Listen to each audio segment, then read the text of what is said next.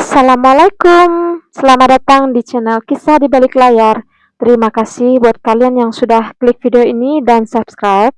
Like juga kalau kalian suka. Semoga kalian selalu dilimpahkan kebahagiaan oleh Allah Subhanahu wa Ta'ala. Amin. Langsung saja kita ke ceritanya. Di sebuah rumah kecil sekaligus ruko untuk berjualan, hiduplah seorang wanita bernama Lala. Ia adalah seorang janda yang berusia sekitar 35 tahun. Suaminya pergi 3 tahun yang lalu karena sebuah perceraian. Sejak saat itu, Lala menjalani hidup bersama seorang putrinya sambil mengurus toko kelontongnya. Toko kecil itu berada di depan jalan raya, sebuah bangunan sederhana dengan etalase kayu yang berisi berbagai kebutuhan sehari-hari, mulai dari sabun mandi hingga cemilan. Lala dikenal sebagai wanita yang ramah dan pekerja keras. Meski hidupnya tak bisa dibilang mudah, ia selalu tersenyum menyapa siapapun yang datang ke tokonya. Para tetangga sering berbelanja di sana, bukan hanya karena kebutuhan, tapi juga karena senang mengobrol dengan Lala yang pandai mencairkan suasana. Suatu siang, ketika Lala sedang sibuk merapikan rak dagangannya, datanglah seorang pria bernama Ricky. Ricky merupakan seorang sales makanan ringan yang rutin mengunjungi toko kelontong Lala untuk menjual produknya. Penampilan Ricky sangatlah sederhana, dengan kaos polos dan tas besar di punggungnya, berisi aneka cemilan yang ia tawarkan ke warung-warung. Ricky sampai di warung Lala dan menyapa Lala. "Selamat sore Mbak Lala," sapa Ricky sambil tersenyum. Lala yang sedang membereskan barang di rak menoleh dan membalas senyum itu. "Oh, sore juga Mas Ricky. Ada produk baru lagi hari ini?" "Betul Mbak, ini ada keripik singkong rasa baru. Rasa pedas manis gitu, mau coba dulu?" tanya Ricky sambil mengeluarkan sampel dari tasnya. Lala mencicipi keripik itu dan mengangguk puas. "Enak juga, saya pesan 2 dulu ya Mas. Nanti kalau lancar saya tambah lagi." Saat Ricky selesai memasukkan produknya ke warung Lala, tiba-tiba saja turun hujan, membuat Ricky harus menunggu hujan reda di warung Lala. Sebetulnya Ricky belum begitu lama menjual barangnya di warung Lala. Sambil memandangi air hujan yang turun, Ricky teringat akan nasib rumah tangganya. Ricky yang tak kuat lagi menghadapi permasalahan rumah tangganya, langsung saja meneteskan air matanya, membuat Lala yang tak sengaja mengalihkan pandangannya ke Ricky dan pekerjaannya terhenti sejenak.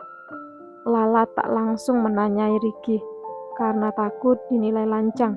Namun Ricky yang merasa tidak kuat lagi menahan sesak di dadanya, menceritakan permasalahan rumah tangganya, bahwa istrinya telah pergi meninggalkannya disebabkan kondisi perekonomiannya yang saat ini sedang sulit. Lala yang tak ingin terlalu mencampuri urusan orang lain hanya bisa memberikan nasihat pada Ricky untuk bersabar dan kuat atas segala cobaan dalam rumah tangganya. Itulah awal dari kedekatan Lala dan Ricky. Percakapan mereka sore itu awalnya biasa saja, hanya sebatas urusan jual beli. Tapi karena ada sesuatu di mata Ricky yang membuat Lala merasa ada kesedihan yang disembunyikannya. Ia tidak ingin bertanya terlalu jauh, takut menyinggung. Jadi ia hanya memberikan sedikit kata penyemangat agar Ricky tak terlalu rapuh. Setelah Ricky menceritakan permasalahannya dan merasa agak lega, dia beranjak pergi meninggalkan warung Lala dan berpamitan pada Lala. Seiring waktu, Ricky menjadi semakin sering mampir ke warung Lala.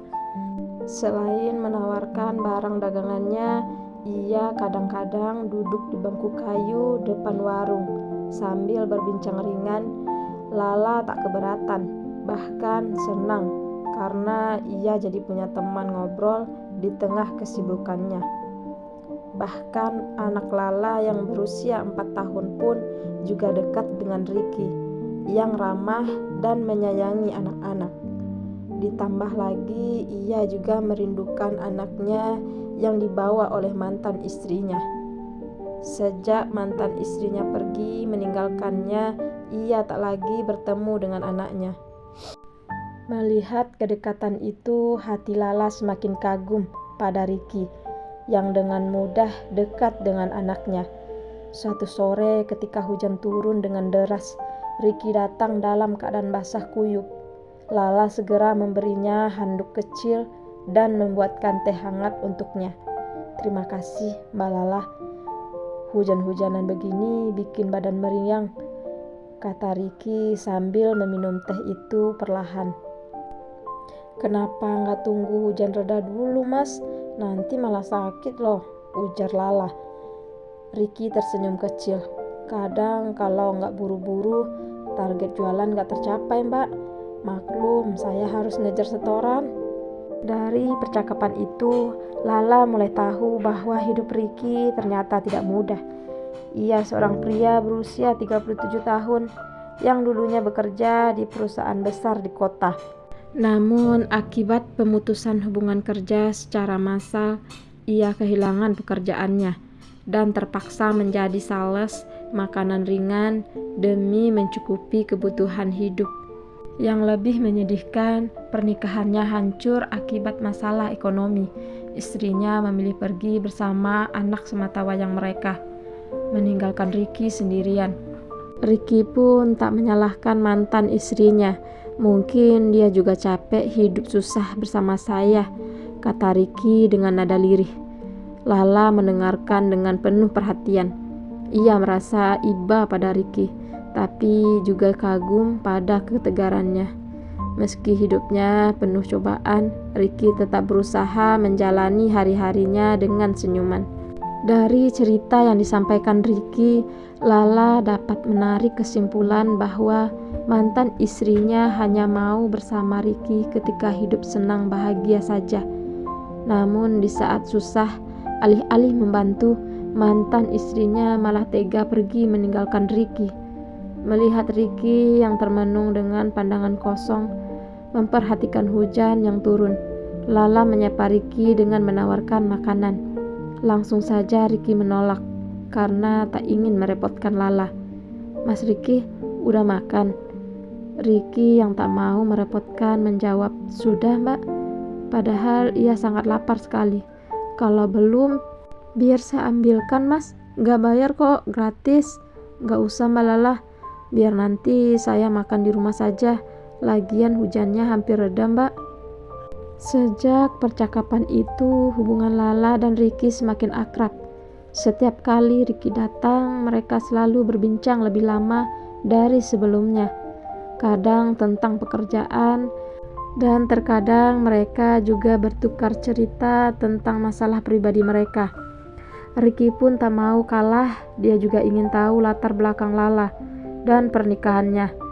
Di saat itulah Lala juga menceritakan rumah tangganya, yang ternyata Lala juga merupakan seorang janda yang sudah bercerai dengan suaminya 3 tahun lalu.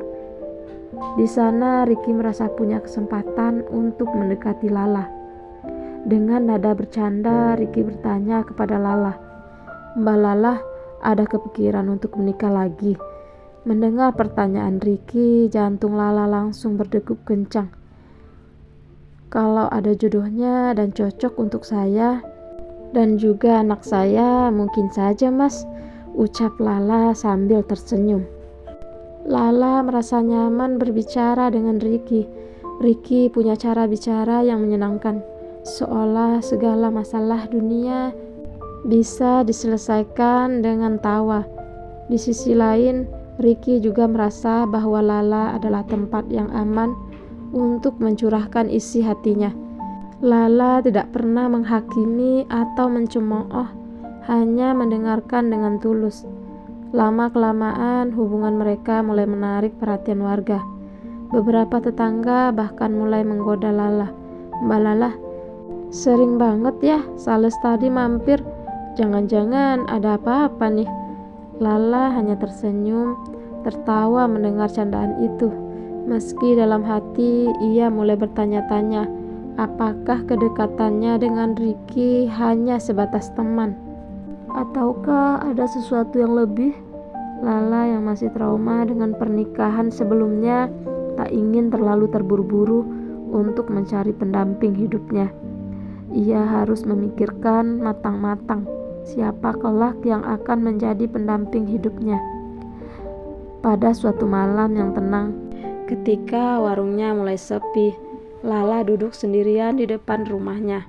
Ia memandangi langit yang penuh bintang sambil merenung. Tanpa sadar, pikirannya melayang pada Ricky. Ia mengingat senyum hangat pria itu, cara bicaranya yang sopan, dan keteguhan hatinya dalam menghadapi hidup. Ricky juga seorang lelaki yang soleh. Ia selalu mengerjakan sholat 5 waktu, walau terkadang tidak tepat waktu, yang mungkin dikarenakan pekerjaannya. Hatinya berdesir, sudah lama Lala tidak merasakan hal seperti ini sejak perceraian dengan suaminya. Namun Lala selalu menepis pikirannya. Di sisi lain, Ricky pun merasakan hal yang sama. Setiap kali ia bertemu Lala, ia merasa tenang yang sulit dijelaskan. Wanita itu mengingatkannya pada sosok yang selama ini ia cari. Seseorang yang menerima dirinya apa adanya, tanpa syarat. Namun, baik Lala maupun Ricky merasa ragu untuk mengungkapkan perasaan mereka. Lala khawatir dianggap terlalu cepat mendapatkan pasangan hidup setelah perceraiannya dengan suaminya. Sementara Ricky takut Lala hanya menganggapnya sebagai teman biasa. Alhasil mereka memendam perasaan mereka masing-masing. Pada suatu sore, Ricky datang ke toko Lala dengan wajah yang berbeda dari biasanya. Ia tampak gugup, seolah ada sesuatu yang ingin ia katakan. Ricky memberanikan diri untuk menyampaikan perasaannya pada Lala.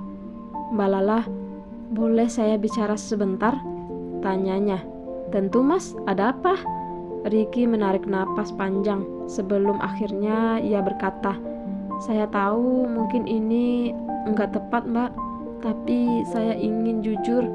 Saya merasa nyaman setiap kali di sini, setiap kali ngobrol bersama mbak.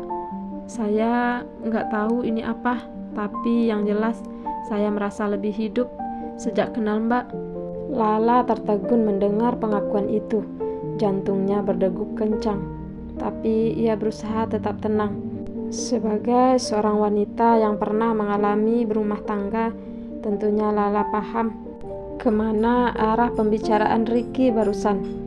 "Mas Ricky, saya juga merasakan hal yang sama, tapi saya takut ini cuma perasaan sesaat." Ricky menggeleng. "Bukan mbak, saya yakin ini bukan sesaat. Saya tahu hidup saya belum sempurna. Saya belum bisa memberikan banyak. Tapi kalau mbak bersedia, saya ingin menjalani ini bersama-sama dengan mbak." Air mata Lala menetes perlahan.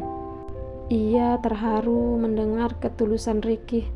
"Mas Ricky, saya juga ingin mencoba, tapi saya masih takut untuk memulai hubungan kembali. Mas, saya masih trauma dengan pernikahan saya." "Maaf mas, untuk saat ini saya belum siap." "Saya pun tak ingin kamu terburu-buru untuk menjawabnya. Bagaimana kalau kita jalani pelan-pelan saja? Kita lihat kemana jalan ini membawa kita," ujar Ricky dengan tegas. Seketika Lala teringat pada hubungan Ricky dengan mantan istrinya. Apakah dia sudah benar-benar berpisah secara agama dan negara? Walaupun ia tahu kalau Ricky lelaki yang baik, tapi dia juga harus memastikan status Ricky saat ini. Tak lama kemudian, Lala pun menanyakan hal itu pada Ricky. "Mas Ricky, mohon maaf sebelumnya saya menanyakan hal ini, karena saya juga perlu kepastian." "Iya, gak apa-apa, kamu tanya aja." ujar Ricky. Jadi apakah Mas Ricky sudah berpisah secara agama dan negara dengan istri Mas Ricky? Maaf Mbak Lala, sebetulnya selama setahun dia pergi belum ada kejelasan. Dia pergi setelah kami bertengkar perkara ekonomi. Dia merasa hidup kekurangan semenjak saya bekerja sebagai sales. Benar saja, ternyata Ricky belum berpisah secara agama. Ya sudah, kalau gitu Mas Ricky coba diperjelas lagi status hubungannya dulu. Saya nggak mau, ternyata malah saya yang jadi orang ketiga di antara kalian. Beberapa hari kemudian, akhirnya Ricky pun berusaha mengurus surat-surat perceraiannya dengan mantan istrinya. Setelah percakapan itu, hubungan Lala dan Ricky berubah. Mereka mulai saling mengenal lebih dalam, bukan hanya sebagai teman, tapi sebagai dua hati yang saling mencari kebahagiaan. Ricky mulai membantu di toko Lala setiap kali ia datang, sementara Lala mendukung pekerjaan Ricky dengan membeli produknya lebih banyak dan merekomendasikannya kepada tetangga dan orang-orang terdekatnya. Tidak butuh waktu lama bagi warga untuk menyadari bahwa hubungan mereka telah naik ke tingkat yang lebih serius. Beberapa dari mereka ada yang mendukung dan juga ada yang menggosipkan, tapi Lala dan Ricky memilih untuk tidak peduli. Pada akhirnya, cinta mereka membuktikan bahwa kebahagiaan bisa ditemukan di tempat yang tidak terduga, di balik etalase sebuah toko kelontong. Dua hati yang terluka berhasil menemukan jalan untuk sembuh dan memulai hidup baru bersama. Lala dan Ricky memutuskan untuk menikah dan mempersiapkan pernikahan mereka. Tak ada pesta mewah, hanya pesta sederhana yang dihadiri keluarga dan tetangga terdekat. Walau begitu, mereka tampak bahagia dengan pernikahannya. Kini mereka menjalani hari-hari dengan penuh cinta, saling mendukung dan menguatkan di tengah segala tantangan hidup. Toko kelontong Lala menjadi saksi perjalanan mereka. Dari pertemuan pertama hingga awal kebahagiaan baru. Di tempat itu, mereka membuktikan bahwa cinta sejati bisa tumbuh di mana saja, bahkan di antara tumpukan barang dagangan dan obrolan sederhana. Pernikahan Lala dan Ricky berjalan bahagia selama hampir 1 tahun. Kehidupan mereka sederhana, tapi penuh kehangatan. Ricky membantu mengelola toko kelontong Lala, sementara Lala menjadi penyemangat setia Ricky dalam pekerjaannya sebagai sales. Mereka bekerja sama untuk memperluas toko, bahkan menambahkan produk-produk baru yang laris di kalangan warga. Namun kebahagiaan mereka mulai terusik ketika seorang wanita asing tiba-tiba muncul di depan toko kelontong pada suatu pagi.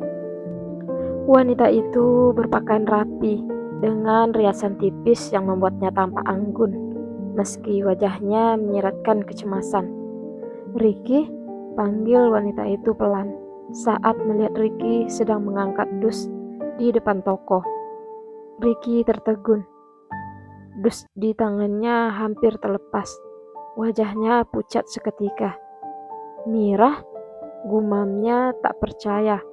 Lala yang berada di dekat kasir ikut menoleh, merasa ada sesuatu yang janggal. Siapa wanita itu? Dan kenapa Ricky terlihat begitu terguncang? Ternyata wanita itu adalah Mira, mantan istri Ricky yang telah meninggalkannya beberapa tahun lalu. Mira kembali dengan kabar mengejutkan. Ia ingin minta maaf dan memulai kembali hubungan mereka. "Saya menyesal meninggalkanmu, Ricky," ujar Mira dengan mata berkaca-kaca. "Saya pikir hidup akan lebih baik tanpa kamu, tapi ternyata tidak. Saya kehilangan segalanya. Saya ingin kita kembali seperti dulu, demi anak kita." Ricky terdiam. Kata-kata itu seperti pisau yang menusuk hatinya. Di satu sisi, ia merasa sakit, mengingat bagaimana Mira dulu pergi tanpa melihat ke belakang. Namun di sisi lain, ia tidak bisa mengabaikan fakta bahwa mereka punya anak yang sekarang ikut bersama Mira. Lala menyaksikan percakapan itu dari balik meja kasir. Hatinya mulai bergejolak. Ia tahu Ricky mencintainya. Namun, kehadiran Mira membuatnya merasa tidak aman. Bagaimana jika Ricky memilih kembali ke masa lalunya? Malam itu, suasana di rumah Lala dan Ricky terasa canggung. Ricky berusaha menjelaskan semuanya, tapi sulit baginya untuk merangkai kata-kata. Lala, aku nggak pernah berpikir Mira akan kembali, kata Ricky dengan nada penuh penyesalan. Aku mencintaimu, tapi aku juga nggak bisa mengabaikan anakku. Dia darah dagingku. Lala menatap Ricky dengan mata yang mulai berkaca-kaca. Aku mengerti, Mas, tapi aku nggak bisa bohong. Aku takut kehilangan kamu. Mira, jelaslah masih punya tempat di hati kamu kan? Ricky menggenggam tangan Lala erat. Lala, kamu adalah hidupku sekarang. Aku sudah mengubur masa lalu itu, tapi aku nggak tahu harus bagaimana. Kalau ini melibatkan anakku, aku nggak mau menyakiti kamu. Tapi aku juga tidak bisa mengabaikan tanggung jawabku. Malam itu Lala tidur dengan perasaan tak menentu. Ia mencintai Ricky, tapi ia juga tahu bahwa perasaan cinta saja tidak cukup jika masa lalu terus menghantui hubungan mereka. Sementara itu, Mira ternyata datang dengan niat yang lebih dari sekedar minta maaf. Ia diam-diam mulai merencanakan cara untuk merebut Ricky kembali. Mira sering datang ke toko dengan alasan ingin berdiskusi soal anak mereka. Ia mulai mendekati Ricky dengan cara yang halus namun terencana. Bahkan ia mulai berbicara tentang kenangan masa lalu mereka di depan Lala. Ricky, kamu masih ingat waktu kita pergi ke pantai dulu? Anak kita senang sekali waktu itu, ucap Mira dengan nada penuh nostalgia. Lala yang mendengar percakapan itu hanya bisa menahan diri. Ia mencoba tetap tenang, meski hatinya terasa seperti diremas-remas. Namun, hal yang paling mengejutkan adalah ketika Mira mulai menjelek-jelekkan Lala secara tidak langsung. Ricky, kamu gak kasihan sama anak kita? Dia butuh kamu. Aku gak tahu apakah seorang ibu tiri bisa sayang sama dia seperti aku menyayanginya. Kata-kata itu membuat Ricky geram.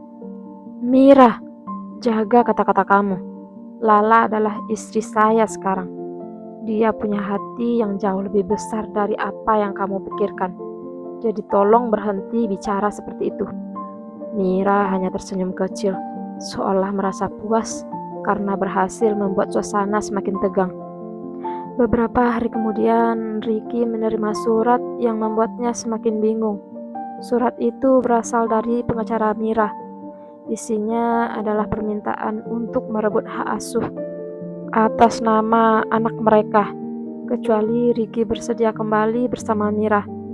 Ricky merasa terjebak.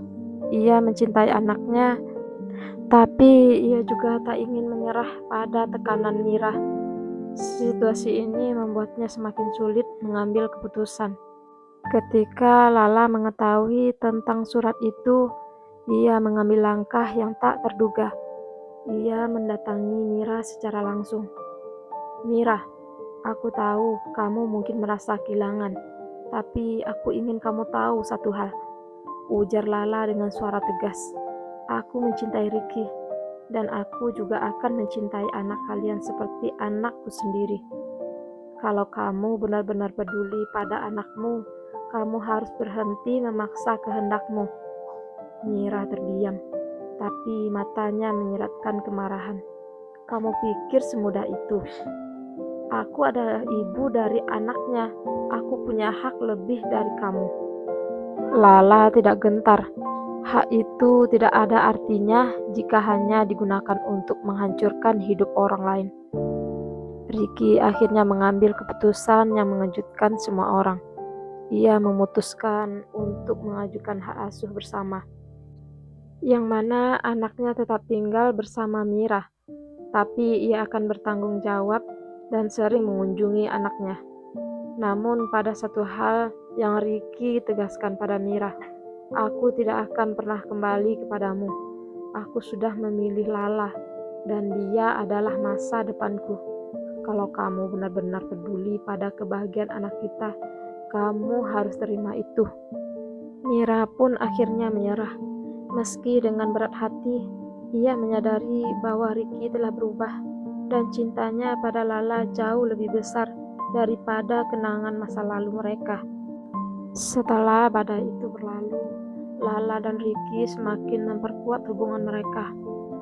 Mereka belajar bahwa cinta tidak hanya tentang kebahagiaan, tapi juga tentang menghadapi tantangan bersama. Toko kelontong mereka semakin berkembang, dan Ricky bahkan berhasil mendapatkan pekerjaan baru di perusahaan besar distribusi makanan. Meski hidup tidak selalu mudah, mereka yakin bahwa selama mereka bersama, mereka bisa menghadapi apapun.